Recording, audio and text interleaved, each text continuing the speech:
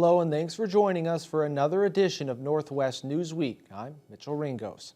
Well, they've missed the 60-day deadline, but the Township of Ignace is one step closer to having a full council again, as council candidates hoping to fill the 2 vacant seats had a chance to pitch their vision for the municipality at their council meeting on Thursday night.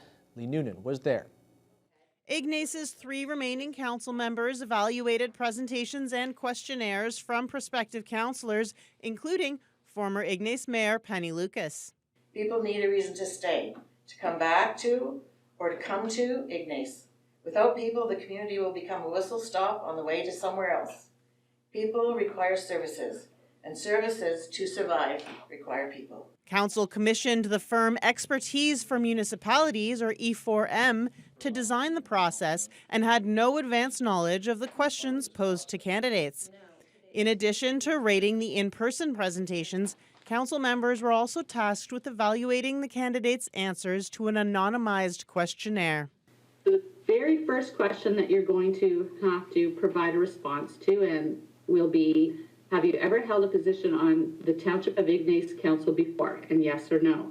And council can determine whether or not it's an advantage to have been on council before or a disadvantage to have been on council before. There are 9 candidates in the running for the 2 seats. Although only 6 presented to council, the 3 no-shows have not been disqualified. Interim Mayor Kim Bakery says she isn't looking for any particular skills or education, but rather for someone friendly who cares for the community. Hopefully someone that gets along with everyone, transparent, cares for the community, and wants to do the job and work with council who is already on. Bakery says a by-election would have cost between $60,000 and $100,000, and the decision to appoint was made for financial reasons. Council also made the choice to solicit applications from the general public rather than appoint from the list of runners-up in October's election. We just chose that this would be the best way to do it, to open it up to maybe more people that wanted to apply, to give them a chance, to give more people a chance. E4M will be compiling the scores for the questionnaires and presentations and will bring those evaluations to council. However, they say council will not be limited to appointing the highest scoring candidates. Council has accelerated their original timeline and is now committing to making a decision by July 3rd and swearing in the new councillors on the 4th. Just over 90 days after accepting the resignations of the mayor and deputy mayor, or about a month past the 60-day deadline to appoint new councillors. Lee Noonan, TBT News. Hydro One hosted open houses in Dryden and Atikokan this week regarding the planned Waasigan transmission line and its draft environmental assessment report. The new line would run from Shunya to the Atikokan generating station and then on to the Dryden area. Carl Langdon attended the info session in Atikokan and files this report. The back entrance to the Atikokan Legion was open to residents on Wednesday evening, where representatives from Hydro One, Golder, and Vallard received feedback on the draft EA and made efforts to provide answers to the community's questions and concerns. These forums, they provide a great opportunity for us to hear from the actual community. We want to hear specifics about the draft EA in particular, but also if they have any other questions about the project, our team is there to listen. Town officials in attendance, including Atikokan Mayor Rob Ferguson, were optimistic, focusing on potential opportunities brought to the community by the power line's construction. We're looking at hosting, we hear between 200 and 250 employees working in and around the Atikokan area, and we want to be a part of that, of hosting it, what that can bring to the community, and just that little uplift that we need in this town. The town in general is pretty receptive to it. Like I was saying earlier, it doesn't infringe on a lot of private property, a lot of residential property. Members of Atikokan's Trappers Council also made an appearance, there to vocalize their concerns, which were largely focused on how traffic related to the line's construction would disrupt wildlife, and as a result, their trap lines. They're going to be building access roads, so it's going to be a lot more traffic than we're used to, and the animals are, it's going to make some effect on the animals that are there.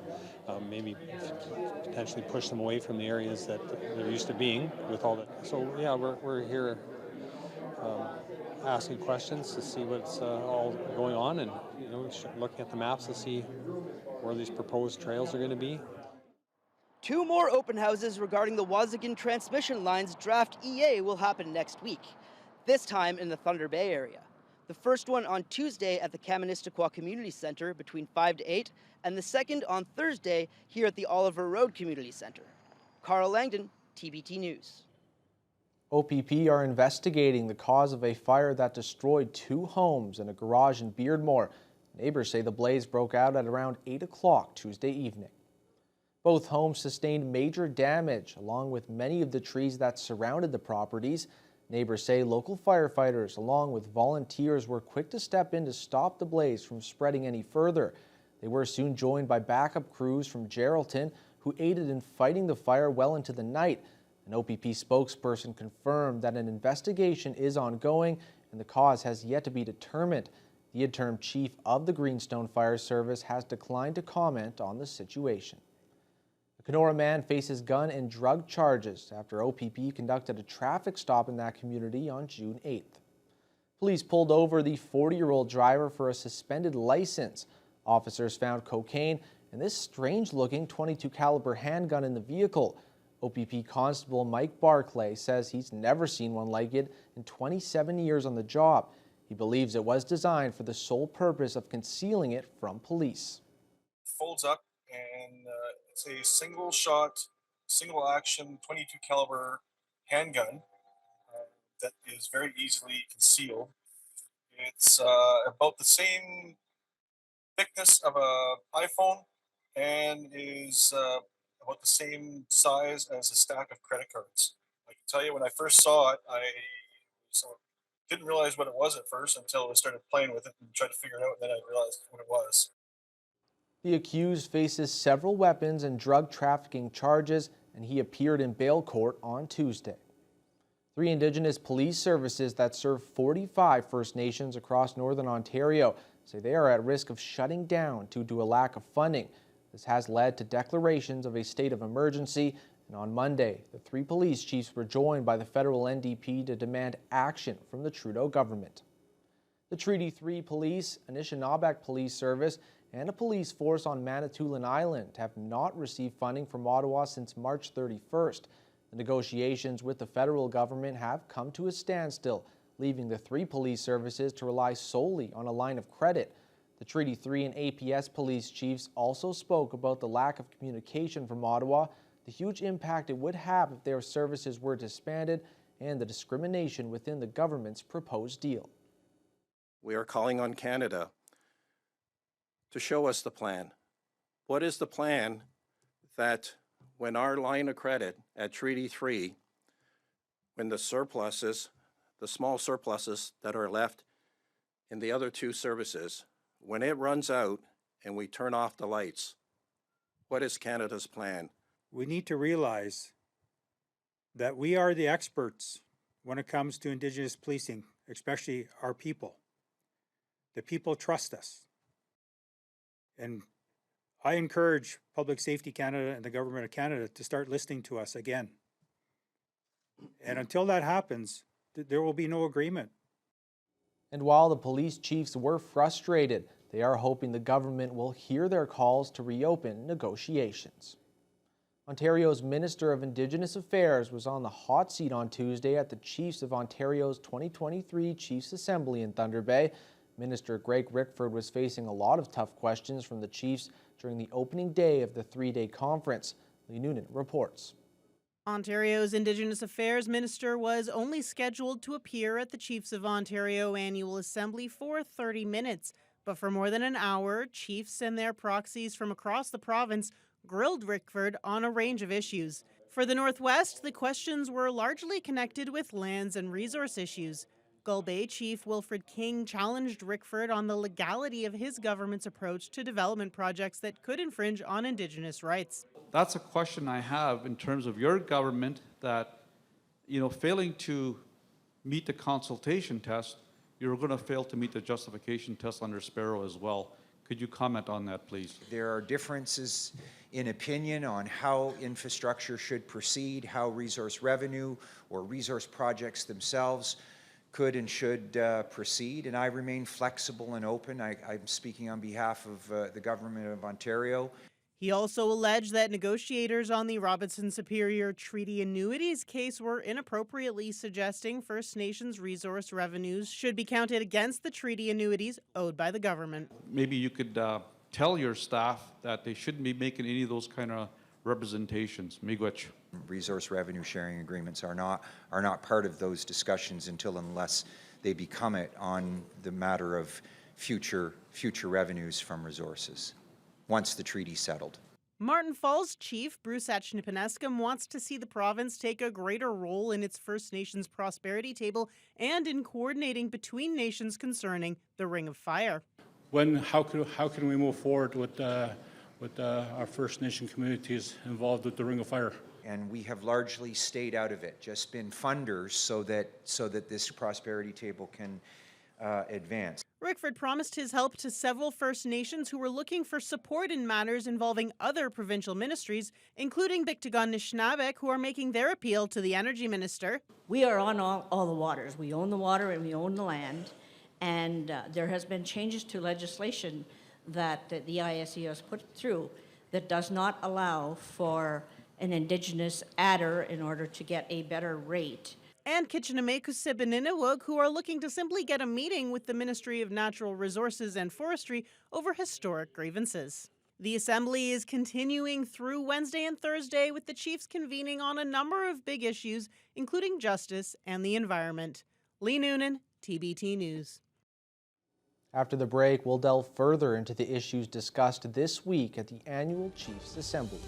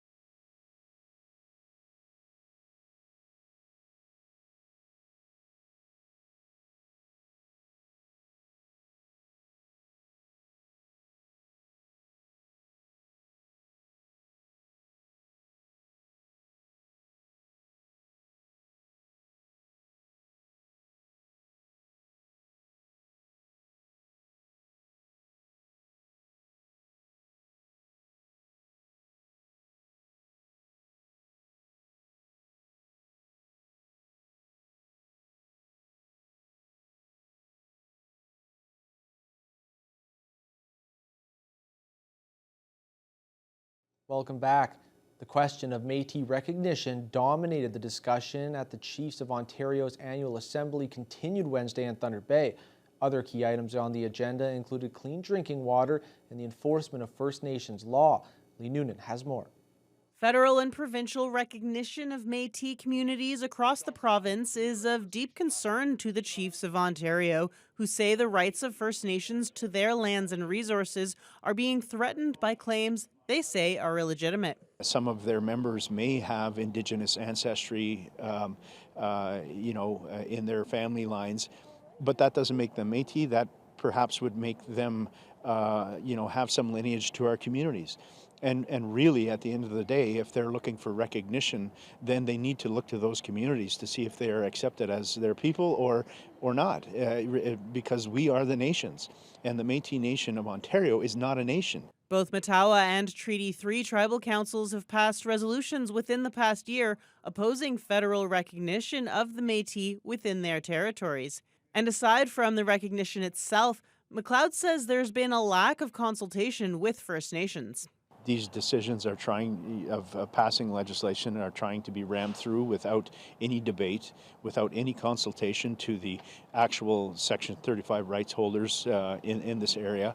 Another major issue for the Ontario Chiefs is law enforcement.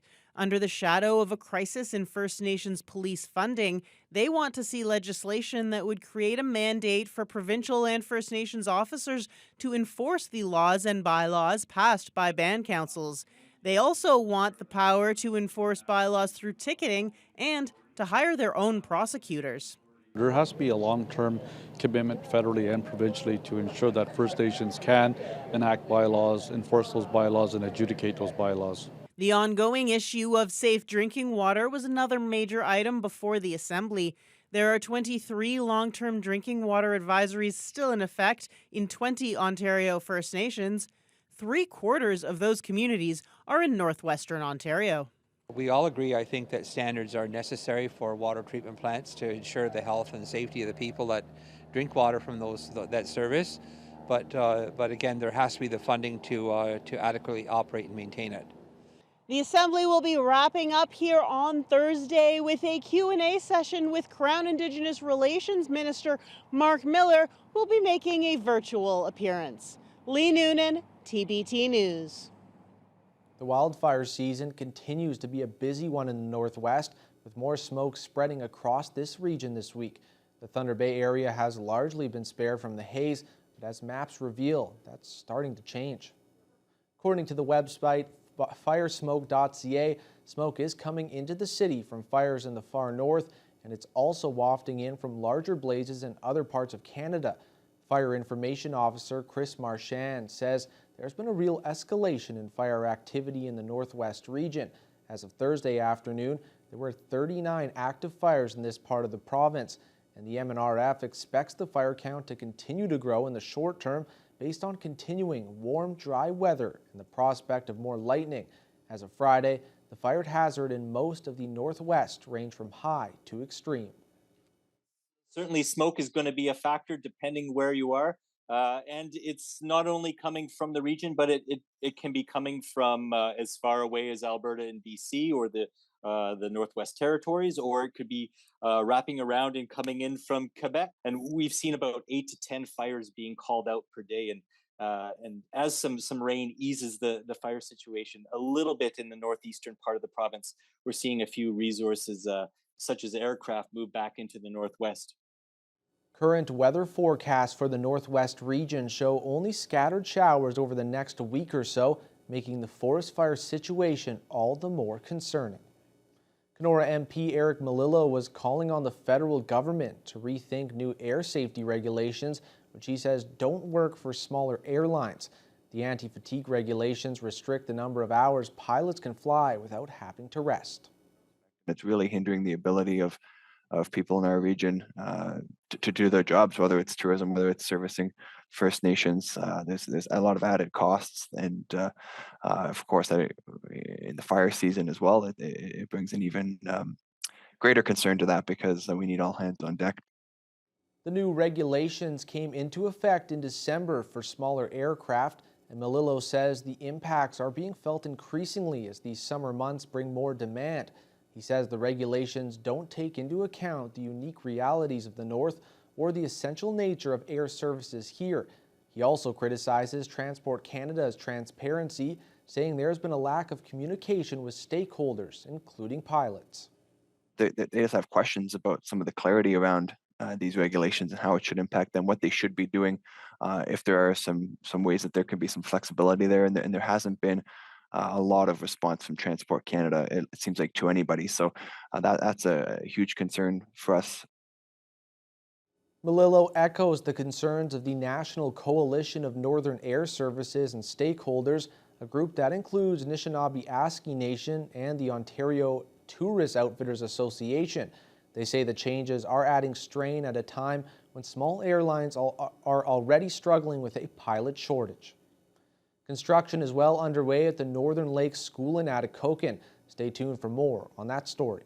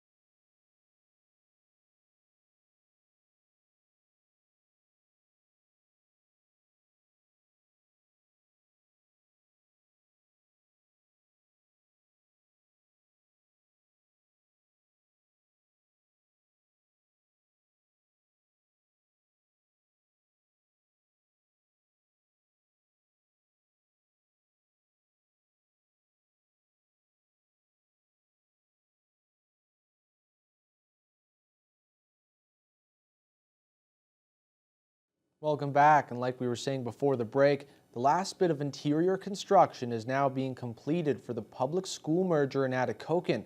The $30 million project to expand Atikokan High School into a kindergarten to grade 12 school is on schedule for completion by September. The newly named Northern Lakes School will include younger students and teachers from North Star Community School. Carl Langdon reports.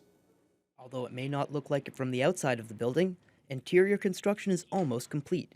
Age-appropriate in-classroom washroom facilities for the younger grades, renovations to the original gym, and smartboards installed in each class work to streamline the transition between grades. Born and raised in Atikokan herself, we had the chance to catch up with one of Northern Lakes teachers, Kelsey Green, who moved back from Calgary with her family last year to take a full-time teaching position. Absolutely. I'm pretty excited about it. And my kids now go to school here. So I've got 2 boys, and it will be very convenient for me to have them both in school. I'll be able to take them to school with me, and I'll be able to bring them home after school with me. So it'll be really great. They are both very excited. So they've both come on tours here to the school, and they loved every minute of it.